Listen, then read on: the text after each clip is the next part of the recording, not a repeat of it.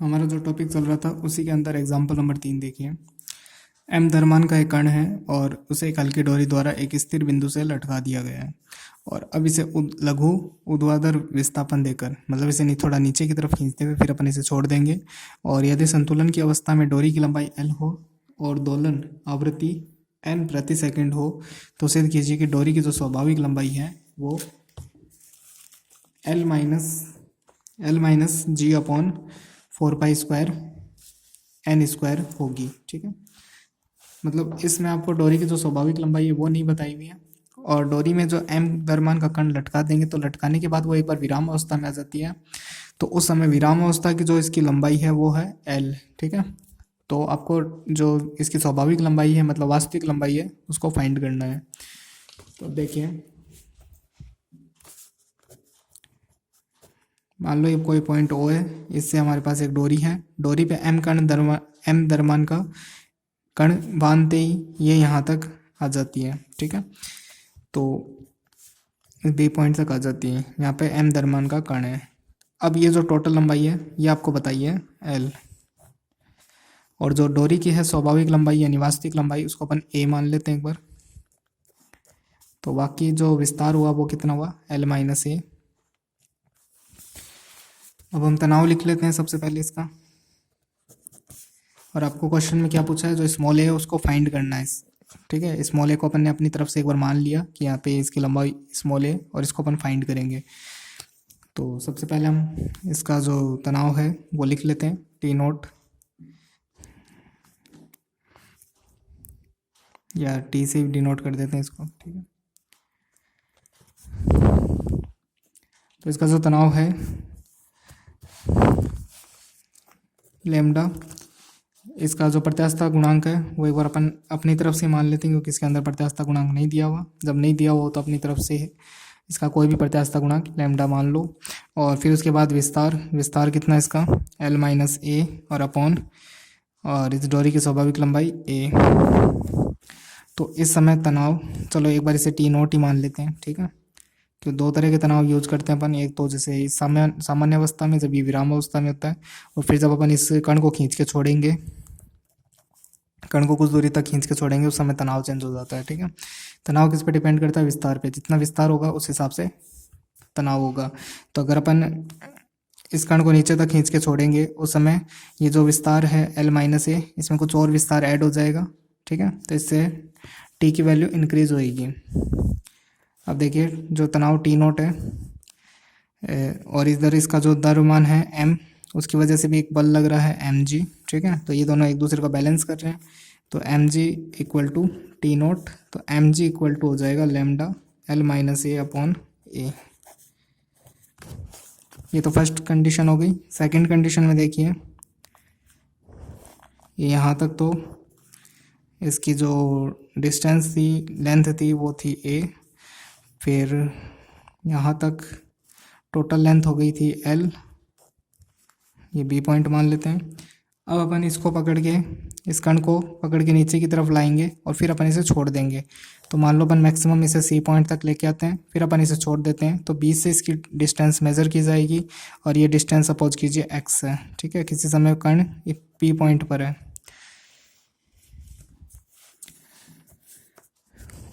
तो T equal to क्या होगा, इस समय जो टी है वो ऊपर की तरफ और एम जी अभी भी नीचे की तरफ कार्य कर रहे हैं। ठीक है, तो देखिए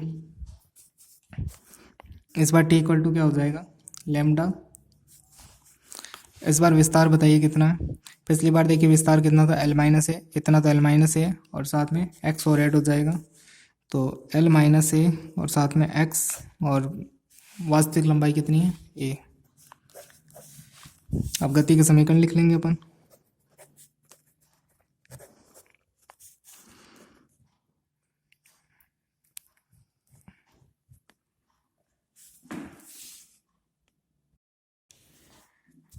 गति के समीकरण एम एक्स डबल डॉट, गति को एम जी यानी गुरुत्वाकर्षण का जो बल है वो सपोर्ट करेगा, और ये जो टी है वो माइनस में लिखा जाएगा क्योंकि इसका विरोध करता है, और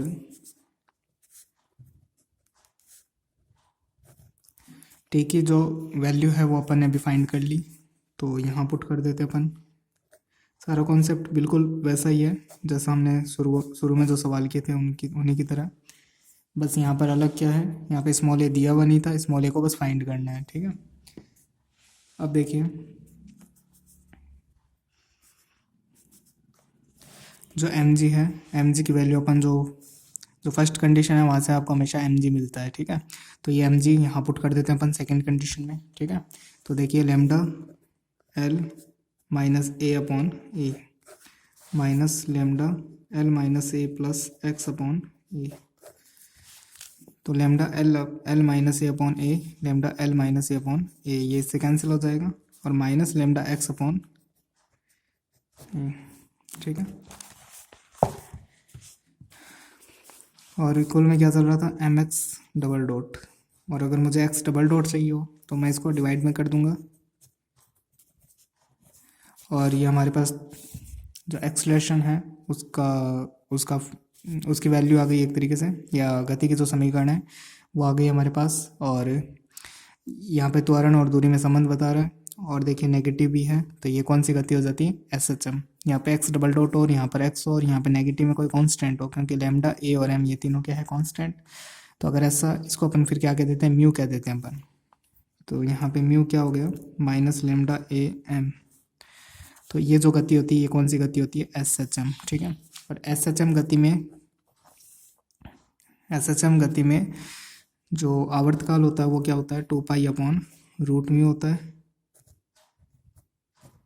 और म्यू की वैल्यू अपने पास ये है, एक सेकेंड, ये जो माइनस को छोड़कर बाकी रहता है उसे अपन म्यू कहते हैं, ठीक है। तो ये बाकी का क्या हो गया, म्यू हो गया। म्यू की अपन वैल्यू पुट कर देते हैं, तो म्यू की value lambda upon A M put करेंगे तो ये आ जाएगा यहाँ पर। अब देखिए, अब आपको एक चीज़ और दी गई है इसके अंदर, कि जो ये एम द्रव्यमान का कण है वो इस रस्सी से बंधने के बाद या डोरी से बंधने के बाद जो गति करेगा, तो उसमें जो दोलन है वो उसकी आवृत्ति n प्रति सेकंड है, ठीक है।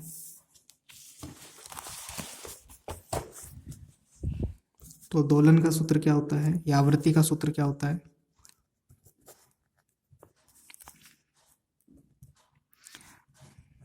दोलन लिख दो या फिर आवृत्ति लिख दो, ठीक है।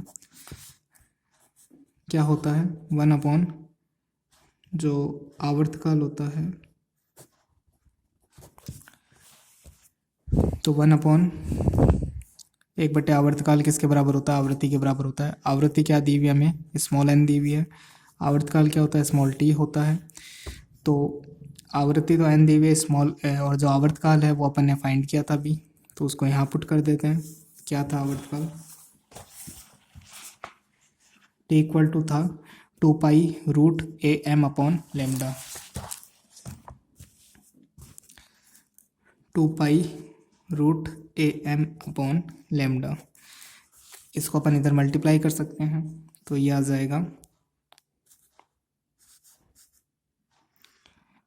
ए एम लेमडा रूट, और जो n है उसको इधर डिवाइड में भेज देंगे। इसको अपन इस तरफ इसलिए भेजा ताकि अपन इसका स्क्वायर कर सकें, और स्क्वायर करने के बाद ये तो हो जाएगा 4 पाई स्क्वायर एन स्क्वायर, और यहाँ से इसका इधर ट्रांसफ़र कर देते हैं अपन लेमडा, और इसको इधर डिवाइड में भेज देते हैं 4 pi square N square M, ठीक है।